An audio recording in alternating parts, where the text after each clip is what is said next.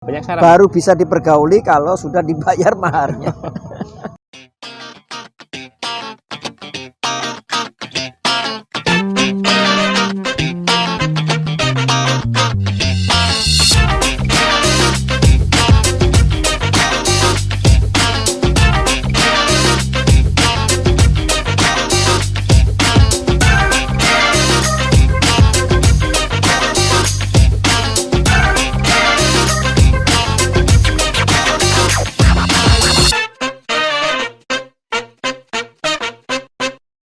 Wes mulai. Loh, direkam Mbak. Jangan malah kayak latihan. Udah direkam ternyata. Ya. Ulangi ya. Assalamualaikum warahmatullahi wabarakatuh. Waalaikumsalam warahmatullahi wabarakatuh. Alhamdulillah. Syukurillah. Wassalatu wassalamu ala Rasulillah wa ala alihi wa ashabihi wa mawalah. Lama nggak pakai itu ya. Oke. Kita mau ngobrol santai lagi. Masih temanya pandemi terus nih. Gak apa lah ya. Memang masih pandemi, Mas. Memang masih pandemi. Kita lupa nih masih pakai gini. Nanti kalau udah selesai ditutup. Iyalah, ini di area kota metro dan ini cukup ketat memang daerah sini untuk apa namanya penekanan Protokol kesehatan. Itu naik motor lawan arah, nggak pakai helm, labuh sampai. Iya. Aduh, itu ya. Itu masuk kaidah gimana itu? Mengganggu ketertiban umum. Mengganggu orang lain, bising, lengkap dah. Tapi ya itulah kehidupan ya. Kadang-kadang kita harus berhadapan dengan hal semacam itu. Ada orang yang aneh-aneh gitu. Kalau nggak gitu nggak seru. Iya. Oke, kita bahas lagi ya, mungkin ada hubungan dengan pandemi sih ya. Gini misal, ini sudah ada anak muda nih, pengen nikah, sudah nabung sekian tahun, di PHK. Ini tabungan buat nikah akhirnya buat dia hidup. Kayaknya nikahnya mau ngutang ya. Boleh nggak ini? Boleh nggak yang nikah dulu? Nanti dicicil karena pandemi kan. Apanya yang dicicil ini? Mahar. Oh, Maharnya ngutang. Pernah denger kan ya? Kredit mahar. Itu maharnya diutang. Itu boleh nggak sih kira-kira? tidak kontan lah, jangan diutang. Ya udah kita pakai bahasa yang halus. Bon. Utang. Kredit. Dicicil. Itulah istilahnya itu. Kita mau bahas itu, mudah-mudahan ketemu jawabannya dan teman-teman yang pengen nikah karena tuntutan memang harus nikah segera, itu ada solusi. Gimana, Ustaz? Ini udah udah puncak ya. Aduh mau nikah, tabungannya nggak ada. Gimana solusinya? Baik. Bismillahirrahmanirrahim, kawan-kawan secangkir kopi TV yang dirahmati Allah. Ini memang masalah nih, Mas. Ya masalah. Ya. Itu solusi. Kadang-kadang ada orang ini sudah keinginan menikahnya sudah kuat, tapi kemampuan finansialnya belum cukup. Itu dia. Gitu. Sebenarnya agama ini mudah gitu, tapi kadang-kadang ketakutan ini lebih lebih mengedepan daripada kemudahan yang diberikan Allah gitu. Padahal mudah ya. Sangat mudah ya. Dipermudah. Nikah itu dipermudah. Makanya dalam Islam itu kaidahnya nikah itu dipermudah, pintu nikah dibuka lebar-lebar agar pintu perzinahan tertutup luas. Tuh, lewat lagi tuh balik. Jadi, oke, kita lanjutkan dulu. Ending dulu. Udah aman. Oke, kita lanjut. Saya ulangi. Jadi pintu pernikahan dibuka lebar-lebar, tapi pintu perzinahan ditutup rapat-rapat. Nah, sekarang pertanyaannya tentang mahar. Apakah mahar itu harus kontan atau tidak kontan? Ya. Tapi sebelum saya jawab itu, yang pertama yang perlu saya jelaskan itu gini. Sebenarnya mahar itu kan tidak ada ukuran yang pasti. Ya. Ukuran yang pasti nggak ada. Nggak ada. Bahkan kalau si mempelai perempuan itu menerima nih, Bahkan Rasulullah mengatakan walau khotaman min hadid. Artinya boleh mahar itu diberikan dalam bentuk cincin yang terbuat dari besi. Besi, baut, kawat. Gimana? Coba kebayang nggak? Coba dibayangkan. Cincin yang terbuat dari bentuknya besi. ring, Oh, besi bahannya. Berarti kan baut ya. baut, mirip baut Mirip ya, tapi baut. ya dibuat bagus dikit lah ya. Jangan. Gantungan baju dibuat lingkaran. Nah, ya, Jadi, ya pokoknya kalau tangan kreatif kan bisa aja tuh. iya, tinggal dikreasikan. Artinya ada kemungkinan mahar itu dengan sesuatu yang nilai Jadi substansi dari kalimat itu ya. bisa murah gitu. Nah, tapi kan kadang-kadang pihak kita, karena dalam Islam itu kan seberkah-berkah wanita itu paling mudah maharnya.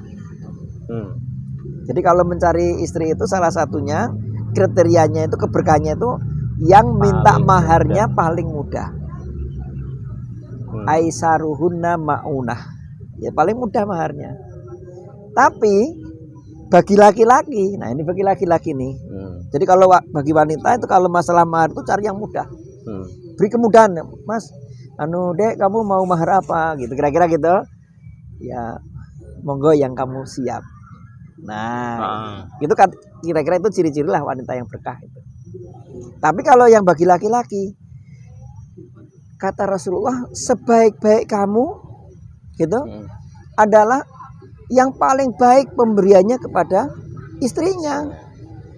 Karena mahar ini nanti menjadi harta istri. Itu kadang dipenggal sih. Gimana? Dipenggalnya. Buat nyari jodoh nanti. Sebaik-baik wanita itu yang maharnya Paling mudah. paling mudah. Dah, potongin aja. Oh ya nggak boleh. Akhirnya Itu namanya kan semaunya sendiri. Iya, maunya harus mau pokoknya. Iya. Kan ini dua sisi nih. Nah, kalau sisi perempuan itu meminta mahar itu yang paling memberi kemudahan ke calon suami. Nah, kalau calon suami memberi mahar kepada istri itu yang paling baik. Tuh buat mbak-mbak tuh, jawabannya itu. Gitu, yang paling baik. Makanya Rasulullah kan kalau ditanya berapa maharnya Berapa itu? Rasul kepada Banyak para sekali. istrinya kan tinggi besar-besar. Miliaran. Iya, karena mahar itu nanti Mas menjadi harta istri loh ya. Masa pemberian. Nah, jadi nanti itu termasuk harta istri. Jadi kalau sudah diberikan itu menjadi harta milik istri. istri. Tidak boleh diambil oleh suami Kecuali dengan ridho istri. Ya udah milik istri soalnya. Iya. Karena ada sebagian kita ini kadang-kadang jaga gengsi. Waktu ijab kabul disebutkan maharnya banyak, tapi setelah itu diminta, tidak boleh itu. Haram. Nggak boleh, iya. Itu berarti merampas hartanya, Merampas hak harta istrinya. istri. Ya. Nah itu yang poin pertama yang harus dicatat nih. Jadi sebenarnya kalau saya nggak punya duit banyak untuk menikah ya sebenarnya maharnya jangan mahal-mahal dong biar nggak berat. Acaranya ya nggak usah gede-gedean lah. Yang penting memenuhi persyaratannya, ada saksi-saksinya gitu.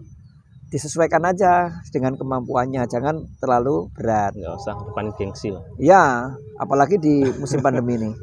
Aduh. Ada hikmahnya juga kan? Banyak Menikah hikmahnya di menikahnya. musim pandemi. Waduh. Wah, jadi ya. Yang hadir Udah belum ya? Belum ya? udah ada kan? Menikah di musim pandemi. Udah ada. Belum. Artinya menikah di musim pandemi Ayo, itu hikmahnya diantaranya biayanya Biaya lebih lebih murah murah. karena pemerintah nggak membolehkan Kumpul-kumpul, perkumpulan perkumpulan. dalam skala besar kan, otomatis kita ngundangnya dikit. Nah gitu. Nah ini pandemi juga mungkin calon istri maklum lah, Ya, mahalnya jangan mahal-mahal. itu dia manfaat hikmahnya itu. Hikmahnya. Nah sekarang pertanyaannya Mas Desa tadi, boleh enggak mahar itu diutang? Utang. Mahar utang. Boleh. Pernah itu dulu kan film apa itu? Cecep ya. Sejak Saya terima ini dengan mahar ini dibayar utang. Sah terusan. Nah, iya. gimana? Ya. Ya secara prinsip sebenarnya boleh. Secara prinsip boleh. Boleh iya. Artinya ketika nanti ijab kabul harus disebutkan misalnya apa maharnya. Misalnya memberi cincin emas gitu ya. Dibayar tidak tunai. Nah, tidak tunai. Jadi tidak tunai itu harus disebutkan ketika ijab kabul. Aku terima nikahnya Fulana binti Fulan dengan mas kawin tersebut dibayar tidak tunai. Nah, gitu, atau dibayar hutang gitu. Nah, nanti masalah hutangnya ini diperjelas dalam perjanjian yang lain. Tapi yang perlu dicatat nih, Mas, itu selamanya menjadi utang kita Kalau tidak dibayar. kalau sang istri belum dibayar atau sang istri belum merelakan. Hati-hati tuh. Nah itu berkorelasi nggak? Oh, berkorelasi bahasanya. Berhubungan nggak dengan apa namanya ya? Hak dan kewajiban. Ya. Hak dan kewajiban suami istri. Ya misal sudah sah belum antara kedua itu untuk menyentuh? Oh, Kan gitu. ya tentu sudah. Sudah. Jadi dengan ijab kabul sang istri mengizinkan pernikahan dengan mahar terhutang itu, ya secara umum berlaku seluruh hak dan kewajibannya. Nah, gitu. Nggak boleh nanti misalnya gini, wah saya nggak mau lah dipergauli karena belum dibayar maharnya kan gitu. Bisa rumah dulu. Ya, dibayar. ya sebenarnya mungkin aja terjadi. Misalnya saya boleh diutang, saya menjadi suamimu dengan syarat. Nah nanti syarat lagi. Gitu. Banyak syarat. Baru bisa dipergauli kalau sudah dibayar maharnya. Jadi banyak syaratnya nih. Kalau mau begitu, tapi Iya. sebenarnya pada prinsipnya kalau itu tidak dipersyaratkan sudah sah. Ya. Dan berhak ya berlaku hukum pernikahan itu berlaku pula hak dan kewajibannya. Oke, sudah adzan, kita stop dulu, kita lanjutkan di lain waktu. Cuma tadi itu ya, intinya sah pernikahannya. Tapi sebenarnya nggak perlu utang sih. Apa? Kan Rasulullah mempermudah itu kan. Iya. Nikahlah meskipun maharnya hanya cincin dari besi tadi. Itu kan Iya. mudah banget. Kenapa dipersusah dengan kalimat utang? Ya mungkin karena tadi kan sebaik-baik suami kan akan memberi yang terbaik kan. Pak, mungkin udah gini Mas, saya ini pengen nikah dulu.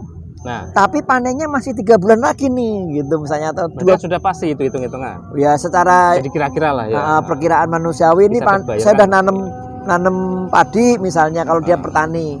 Insya Allah 2 bulan lagi panen. Gimana kalau nikahnya sekarang tapi nanti maharnya 2 bulan lagi panen besok gitu ya, mungkin aja terjadi. Tapi prinsipnya boleh. Mau mengambil yang mudah berarti yang murah saja. Kalau mau tetap memberikan yang terbaik untuk istrinya ya boleh dengan cara tadi secara utang. Boleh saja. Kalau teman-teman pengen nikah tapi kondisinya seperti itu, bisa share di bawah. Nanti mungkin kita bisa ulas kasusnya seperti apa gitu ya. Oke, gitu aja. Tetap jaga kesehatan, jaga protokol kesehatan, patuhi peraturan yang berlaku. Jangan lupa sholat, jangan lupa ibadah. Jangan sampai ketakutan itu membuat kita jadi jauh dari masjid. Gitu kan. Itu ya, kita tutup. Assalamualaikum warahmatullahi wabarakatuh.